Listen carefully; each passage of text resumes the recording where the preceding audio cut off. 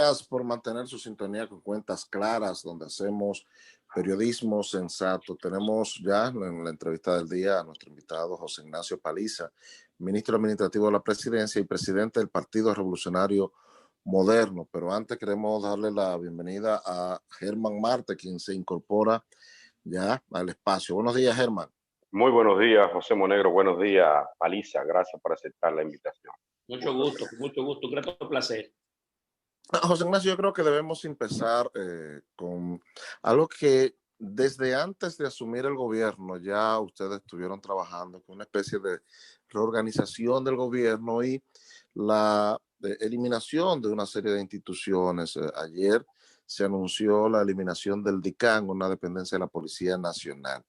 Pero me gustaría que nos diera una panorámica global sobre ese proceso de reorganización del Estado y de eliminación de instituciones. ¿Cómo marcha eso? ¿Qué han logrado con eso que ustedes han estado haciendo hasta ahora?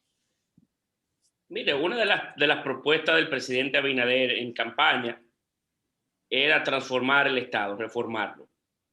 Y que ese proceso se iba a dar en olas, en una secuencia de procesos que permitiría al gobierno ser más eficiente, más ligero, y que instituciones que en alguna oportunidad, había instituciones que hacían la misma función, podría hasta por un tema simple de economía de escala, reducirlas y unificarlas para poder lograr esos objetivos. Inicialmente el presidente Abinader, desde que le llegó al gobierno, eliminó el FONPER, la OISOE, está en el proceso de la disolución del Consejo Estatal del Azúcar, así como de Procomunidad, entre otras. Y posteriormente tenemos ya pautado para mediados de este año una segunda ola de reformas. Tiene que ser en olas porque estos procesos no son sencillos. Cerrar el FONPER, que además han sido esas instituciones antros de corrupción y de escándalos, no se pueden hacer en un día. Esas instituciones tienen compromisos de diferente naturaleza, empleomanía que hay que liquidar, en algunos casos reubicar, y bueno,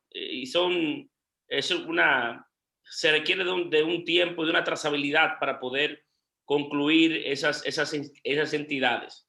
Y también hay, en algunos casos, hasta aspectos legales que vencer. Por ejemplo, el Consejo Estatal del Azúcar se está fundiendo con bienes nacionales, la OISOE con el Instituto Nacional de la Vivienda. Por eso requiere de un componente también legal en esas iniciativas.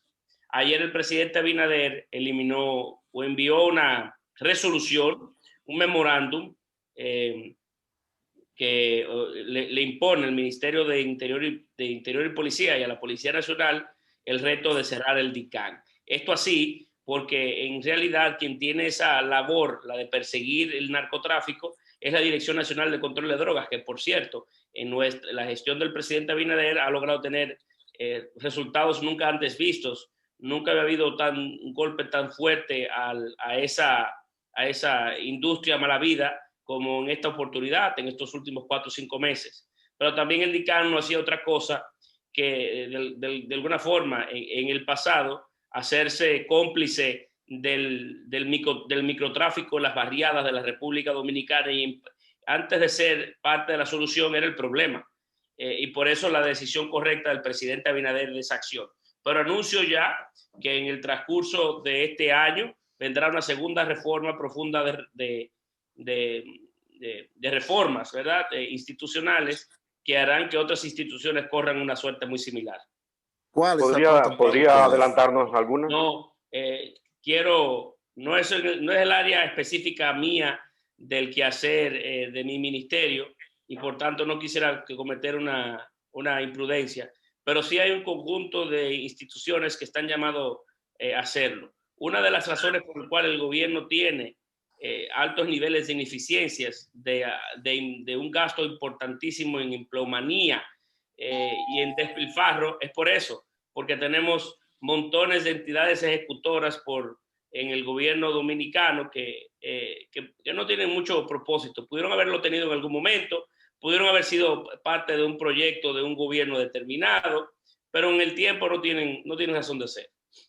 Correcto. Ministro, ¿podría darnos una panorámica? Primero, ¿qué tenían en común estas instituciones que se han eliminado hasta ahora y la que se perfila, la que se prevé que serán eliminadas? Y segundo, ¿cuál es la empleomanía de esas instituciones? ¿Cuánto representa eso para el Estado? ¿Y cuánto de esa gente, si tienen alguna idea, serán reubicadas? Porque de hecho hay gente que sí hacía trabajo, otros que eran botellas, definitivamente. Mira, eso es una buena pregunta. En el transcurso de esta semana estamos trabajando con el ministro de Administración Pública, así como el director de presupuesto, para dar ese detalle al país. Entiéndase cómo hemos logrado ir reduciendo la nómina pública y cuáles han sido los ahorros económicos que ya podemos exhibir en ese tenor. Creo que entre el día de mañana o el jueves estaríamos presentando al país esa información solamente como un insumo en momentos en donde en diferentes oportunidades han salido noticias diferentes sobre este tema. La razón principal para eliminar esas instituciones, aparte de que todas han sido víctimas de escándalos, de importantes escándalos públicos, sobre todo vinculados al área de corrupción, es porque la mayoría producían o son instituciones que otras ya desarrollan una labor muy similar y que es de inteligentes unificarlas o fundirlas. Le pongo el ejemplo del CEA. El Consejo Estatal del Azúcar ya hoy es una gran inmobiliaria. No tiene esos 11, 12 ingenios que anteriormente, en los años 90, tenía en producción. Y como lo que tiene hoy son grandes activos, productos de esas mismas industrias, lo inteligente es fundirlo con bienes nacionales, cuya función es esa, velar y cuidar por los activos públicos. En el SEA, solamente por ponerles un ejemplo, estamos reduciendo la nómina en 2.300 personas, por las razones mismas que les explico. Muchos de estos empleados siguen y se mantienen en las instituciones hoy refundidas, porque evidentemente la institución debe crecer, la institución receptora debe crecer un poco en su estructura. Pero, claro, si teníamos dos direcciones financieras, vamos a tener una. Si tenemos dos administrativas, pues tenemos una sola de comunicación, un solo consultor jurídico. Y bueno, ya hay una economía importante que se genera en la estructura refundida de instituciones que pasan por ese trayecto. José Ignacio Paliza, yo confieso que me impresionó una rueda de prensa que encabezó Paliza la semana pasada con algunas medidas y los montos que podían ahorrarse con medidas de algo que a uno le parecía, no tenía como la conciencia de que podía estar moviendo tanto dinero como por ejemplo el tema de los viáticos, viajar en primera clase. Me gustaría que nos hiciera un pequeño recuento de esas medidas que se han adoptado con cosas que parecieran a primera vista sencillas, pero que tienen un impacto importante en las finanzas públicas. Mira, el gobierno dominicano gasta en viáticos de funcionarios que salen al exterior del país unos 1.500, 1.600 millones de pesos al año. Y saber que el gobierno dominicano, aun cuando es un país pequeño y un país con debilidades que conocemos, pero los volúmenes de sus transacciones, cuando usted las suma, terminan siendo siempre ya importantes. Nuestra economía y el gobierno ha ido tomando dimensiones que cualquier ahorro en cualquier rubro genera un impacto importante.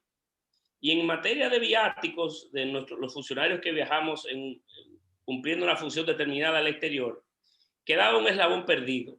Los viáticos que se le da a un funcionario público se establecen mediante una escala que se utilizan como parámetros los organismos internacionales, como la Organización de las Naciones Unidas, que tiene parámetros para este estilo. O sea que los viáticos que se le da a José Paliza, que se iba a viajar a un cónclave, a una cumbre, a un evento concerniente a su función, no necesariamente son escandalosos en los montos. El problema es que Paliza, al regresar de ese viaje o de ese cónclave, no tenía que reportar o liquidar esos recursos. Y entonces ocurría que era muy común que a un Paliza o a un funcionario público se le daba $1,000, $2,000 de viático, llegaba al encuentro y el encuentro le cubría todos los gastos o virtualmente todos los gastos. Y como usted está de alguna forma va a cumplir con esa misión, no tiene tiempo para más. Y regresaba con los $1,000 o $2,000 de viático que se le daba. Entonces, como no había un sistema paliza se lo quedaba. Eso estamos hoy en el proceso de vencer. Y se estima que podemos lograr de esos 1.500, 1.600 millones de pesos hasta un 40% de ahorros. Al tiempo en el que, cuando le presentamos al presidente ese proyecto, que no es otra cosa que la obligación de liquidar los fondos y lo que le reste, usted depositarlo en la cuenta única del Tesoro, el presidente también me instruyó para que redujéramos y casi prohibiéramos la compra de tickets de primera clase para esos propios funcionarios públicos. No todos los funcionarios públicos por reglamento tienen acceso a ese tipo de privilegio, sino algunos muy específicos, claro, a nivel sobre todo ministerial. Eso ya es un tema del pasado. El funcionario público que quiera irse en primera clase, con mucho gusto pague la diferencia. Claro, debe de haber, hay excepciones a la regla, sobre todo en viajes de largas distancias y vinculados fundamentalmente al ministro de Relaciones Exteriores y al propio de Turismo, que por su cantidad o cúmulo de trabajo, en oportunidad del canciller puede durar a veces hasta 15, 20 días, 30 días de viaje, con un sinnúmero y por la misma representación que significa su investidura, podría hacerse alguna excepción. Pero esa es la naturaleza de la decisión, que ojalá pudiéramos lograr hasta un 40% de ahorros solamente en ese ítem.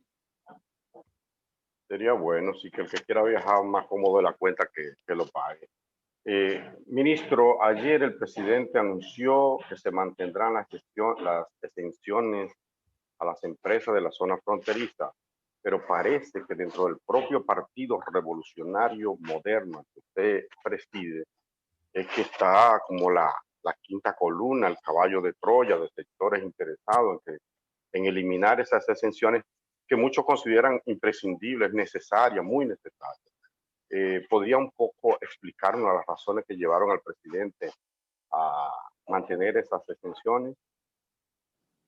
Mira, nosotros tenemos el compromiso, inclusive desde el punto de vista constitucional, de ayudar a fomentar y de desarrollar la frontera por diversas razones que ustedes conocen.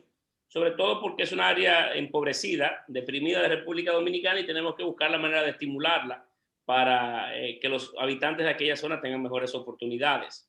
Claro, luego también hay razones estratégicas de espacios territoriales que debemos de proteger en virtud de que compartimos una línea casi imaginaria con otro país. En ese aspecto, la Ley de Desarrollo Fronterizo es una buena herramienta. Claro, ha probado que esta ley de desarrollo fronteriza, la que tenemos, los efectos positivos que pudo haber generado, pudieron haber sido mayores. Por eso yo soy de los que entiendo, y esto es una opinión muy personal, que tenemos que profundizar y rediseñar la ley para que su impacto sea uno mucho mayor que el que ha tenido en estos últimos 20 años de historia. Y se pueden lograr. En el Congreso se estaba discutiendo esa ley con los sectores vinculados, tanto de la frontera como de la industria en República Dominicana, porque también al ser un país pequeño, las empresas que se establecen en las fronteras pueden tener una mejor oportunidad que las empresas ubicadas en otras áreas de la República Dominicana por el mercado nacional. Y eso siempre genera niveles de intereses, de debates y de contradicciones. Y por eso lo importante de que en el Congreso pudiera esto haberse consensuado y debatido de una manera tal que pudiéramos llegar a puntos de encuentro. Creo que el país entero está comprometido con que la frontera se desarrolle y que eso es una obligación que a todos inclusive a los sectores interesados, que puede eso verse su industria afectada, está consciente de que la frontera necesita un estímulo para proyectar su desarrollo. El presidente Abinader se ha comprometido con la frontera y se ha comprometido con mediar en ese proceso, y creo que en las próximas semanas podríamos tener un consenso generado alrededor del presidente Abinader para tener una nueva ley de desarrollo fronterizo. Pero se descarta que se limite a que las empresas que allí producen un producto solo lo vendan a las 3 gente que vive en la frontera, o no, eso no es un elemento que nunca ha estado en discusión. Eso ha sido quizás un falso debate que se ha dado en las últimas semanas. No ha estado eso en discusión al conocimiento que yo tengo. las empresas que van a tener incentivos son las que se instalen en las provincias de las fronteras, pero el mercado es el mercado nacional, evidentemente. Pero claro, eso es un tema que si había alguna confusión o alguna duda, bueno, pues entonces aclarémoslo. Pero ese no es el espíritu de la ley, es ese, el de fomentar la frontera, pero que la empresa que se instale allí pueda tener el mercado nacional para distribuir sus productos. ¿Se ha medido el impacto de la ley de frontera que ha tenido realmente en la frontera? Sí, hay diferentes estudios que ha hecho tanto el gobierno como el sector privado, y por eso narraba inicialmente que la ley de desarrollo fronterizo, cuando ha sido importante para la región, sus efectos pudieron haber sido mucho más profundos si la ley hubiese tenido algunos elementos más novedosos para poderla impulsar de una mejor manera. Nosotros tenemos que encontrar esos elementos que pueden ayudarnos a que más empresas se interesen en instalarse en la frontera y cuyas estructuras completas estén allí para que el nivel de empleomanía, el nivel de movimientos económicos que se genere en la frontera sea uno mucho mayor. Pero sí, eso está debidamente estudiado, está ponderado, y nosotros tenemos algunos proyectos que como gobierno dominicano estamos en el proceso de concretizar para ayudar mucho más a la frontera a ese impulso, desde Manzanillo hasta el proyecto de Pedernales, así como también un proyecto que el presidente Abinader está en el proceso de diseño, que hará de la zona de Vallejuelo, en San Juan de la Maguana, uno de las áreas de mayor nivel de producción agrícola en sistemas controlados, en invernaderos de toda la República Dominicana. Hablamos con el ministro administrativo de la presidencia, José Ignacio Paliza, y presidente del Partido Revolucionario Dominicano. Don José Ignacio, en la ya conformación y la puesta en marcha del gobierno del Partido Revolucionario Dominicano, uno de los temas que ha tenido moderno, y de los retos que han tenido ustedes, y a José Ignacio le ha tocado tener una participación muy importante en ese aspecto, es la de la incorporación del partido, de los técnicos del partido, la militancia del partido, a la estructura gubernamental. Ha habido queja de que ha sido lento, ustedes han explicado que hay un tema jurídico que hay que sobrellevar. ¿Cómo ha ido ese proceso de incorporación de la estructura partidaria al gobierno central? Se ha ido produciendo en la medida que han avanzado estos últimos 5 meses. Claro, en algunas áreas, particularmente, hubiese aspirado a que el proceso hubiese sido uno más rápido y uno mucho más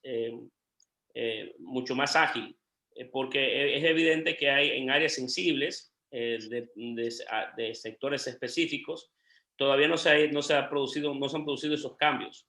Y en esas áreas sensibles son siempre importantes tener a tu equipo a bordo, porque tiene una identificación con tus proyectos, con tus ideas y con tus visiones que deben acompañarte.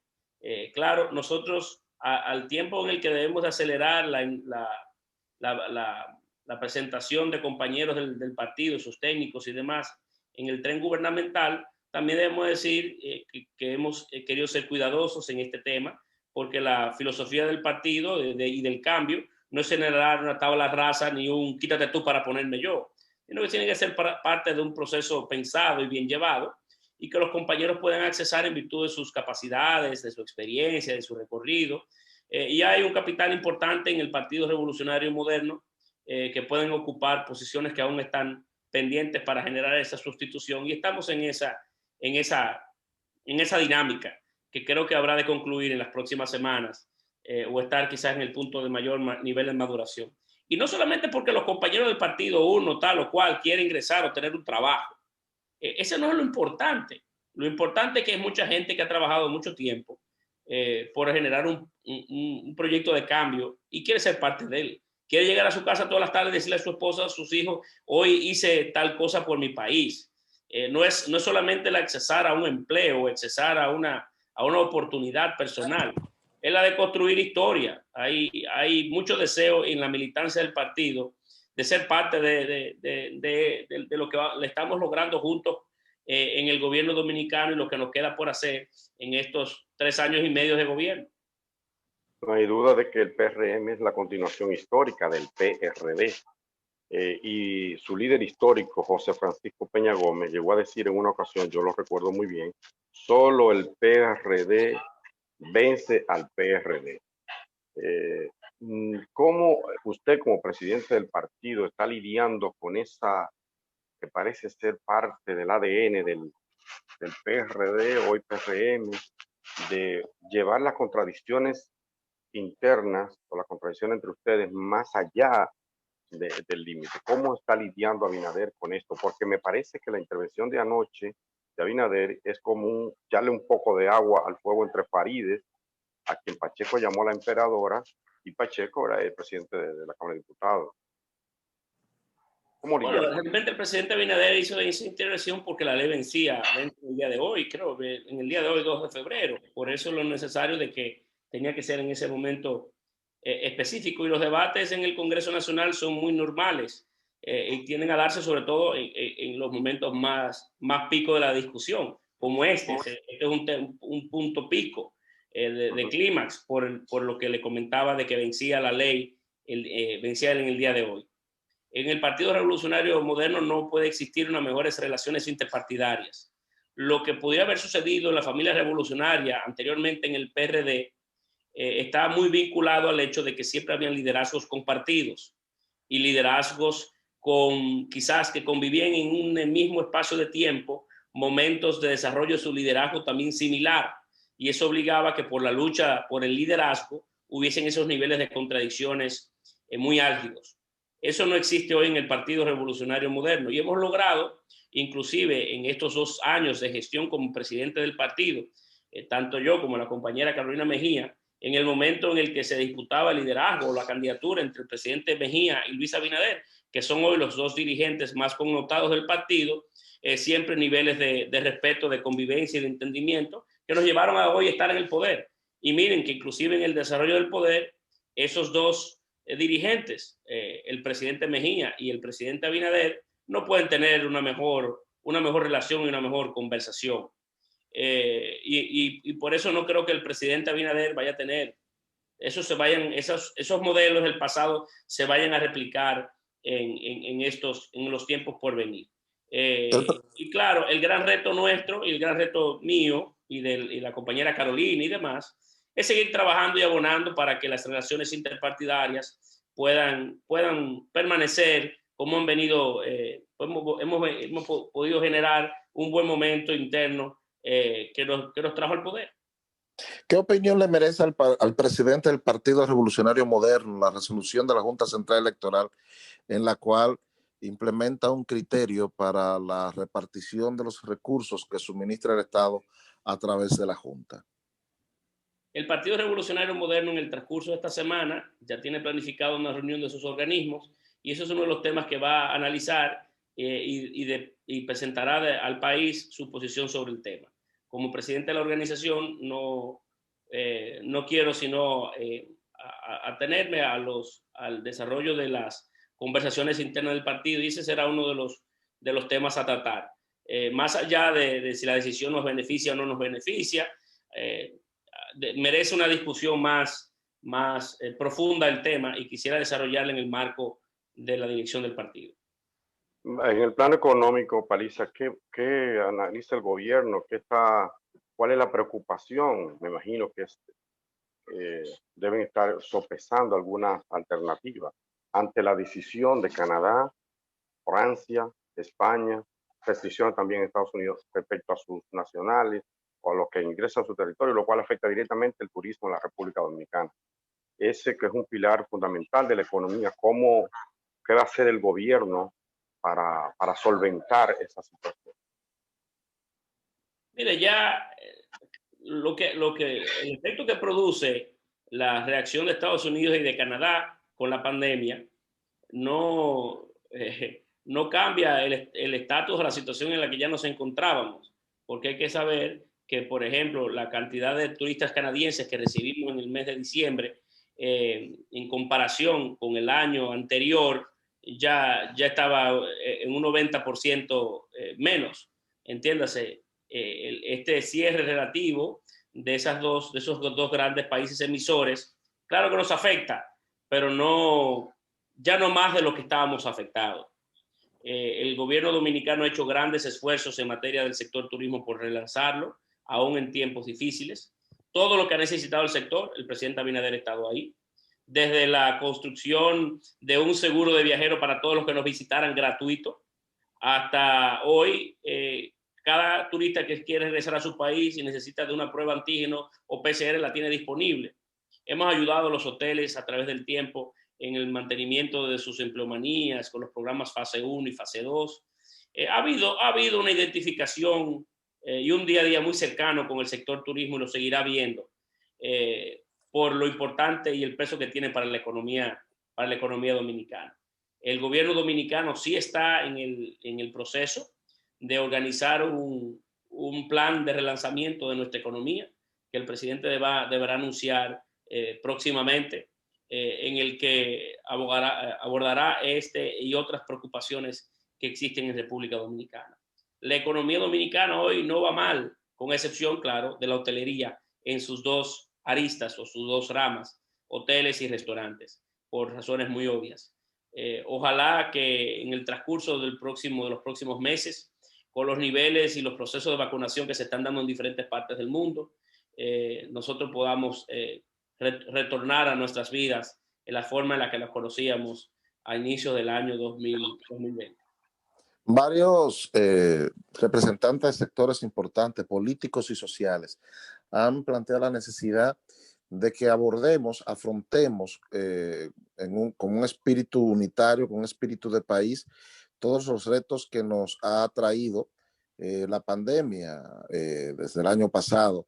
¿Qué piensa José Ignacio Paliza? ¿Qué debe decirle José Ignacio Paliza al país ante a esos señalamientos? Y si han dado algunos pasos ya como gobierno en la dirección de concretar eso, que parece ser una inquietud cada vez más generalizada. Me parece interesante porque esta crisis no es una crisis individual de ningún país, esto es una crisis global, una crisis que traspasa todas las fronteras y que evidentemente nos seguirá afectando en el transcurso de este año.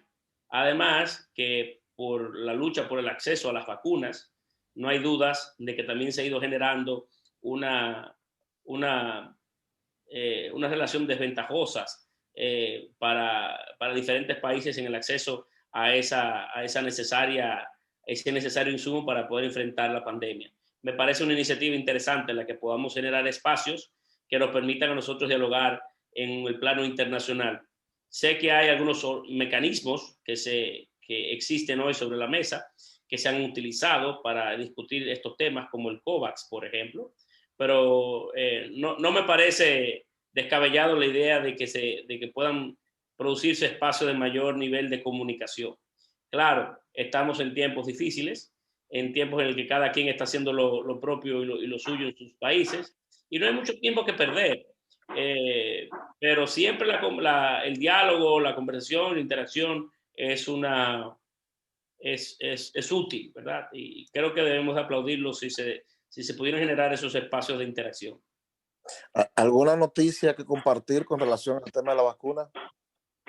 Estamos trabajando desde hace algún tiempo para que las próximas semanas pueda tener el país las primeras lotes de vacunas a través de diferentes mecanismos. El gobierno dominicano ha adquirido tanto de AstraZeneca como de Pfizer la suficiente cantidad de vacunas para que toda su población pueda tener acceso a la misma y de igual forma gratuita. Claro, no obligatoria, pero sí gratuita, y buscaremos la manera de persuadir al pueblo dominicano a que la use, que se la ponga.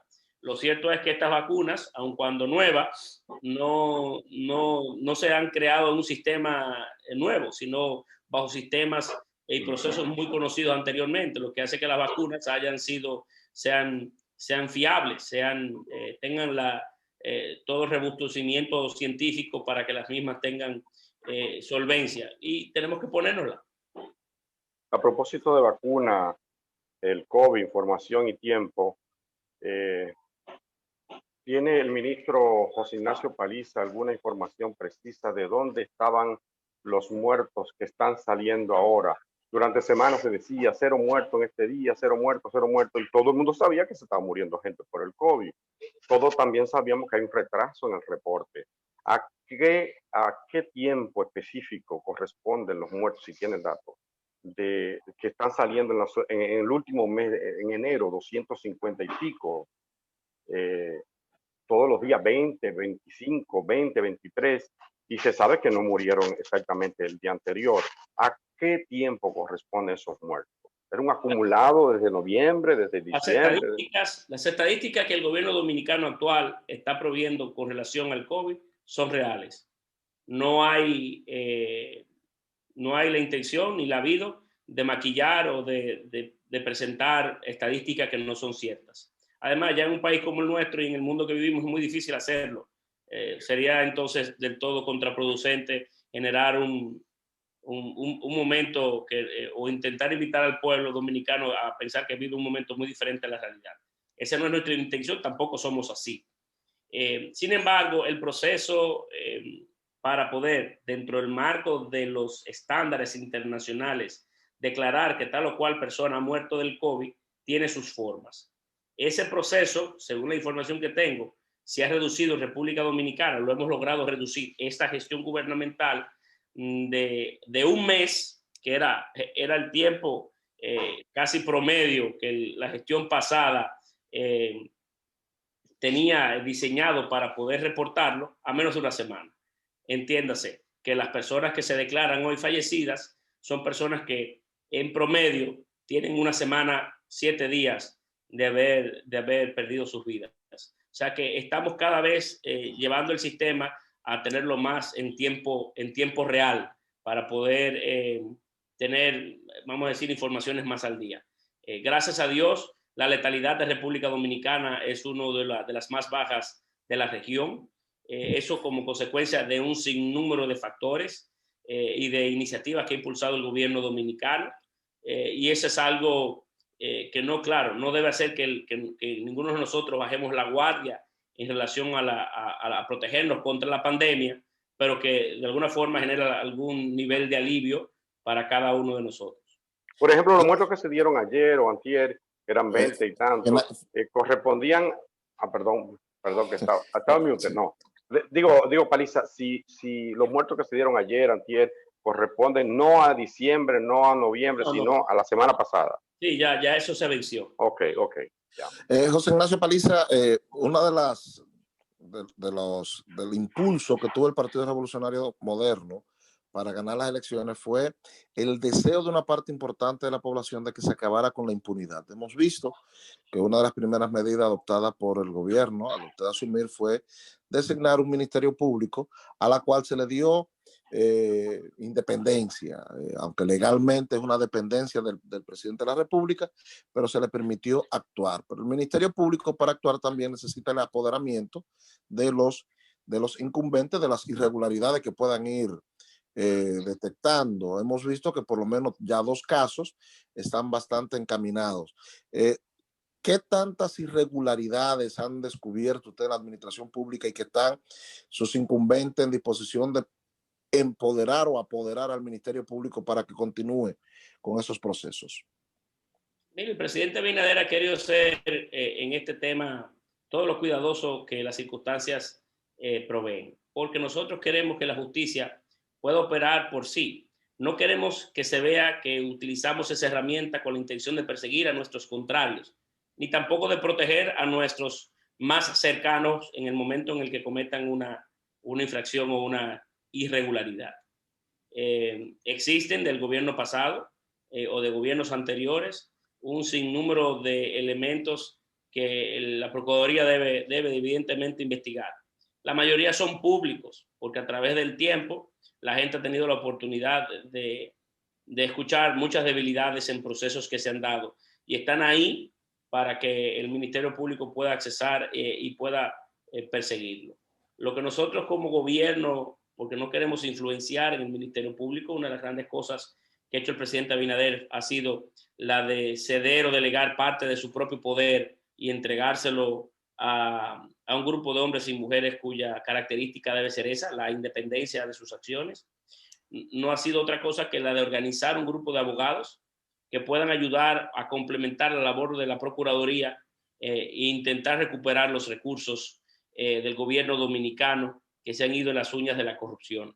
Esto porque tenemos la obligación y el compromiso como cuidadores del erario de hacerlo de esa manera. Además que ha habido en la historia dominicana procesos anteriores en donde esos esfuerzos han dado resultados positivos para el país, como el caso de la crisis bancaria o en la recuperación de los bienes producto de la dictadura y de otros procesos históricos de República Dominicana, en donde la contratación de abogados ha tenido un peso importante. Pero no queremos que se vea la persecución de la corrupción de una gestión pasada como una agenda o como una iniciativa impulsada desde el Poder Ejecutivo, porque entonces perdería todo valor y perdería toda la importancia que pudiera existir en un momento determinado un caso cuando surja.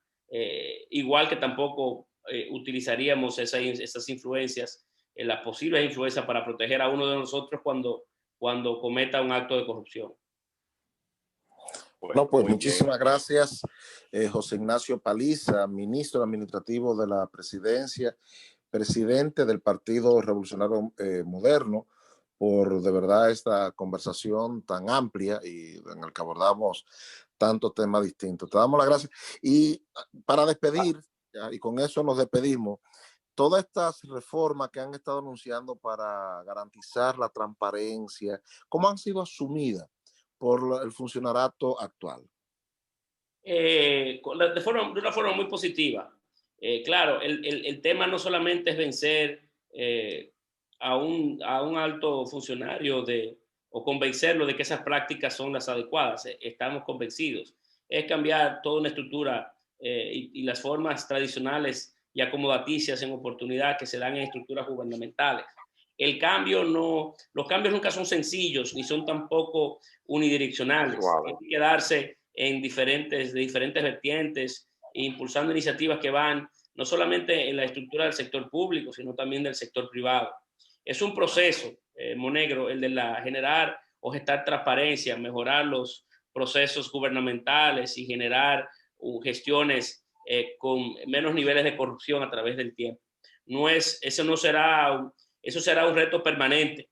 Eso es una virtud que debemos de ir construyendo de forma permanente y tomará tiempo.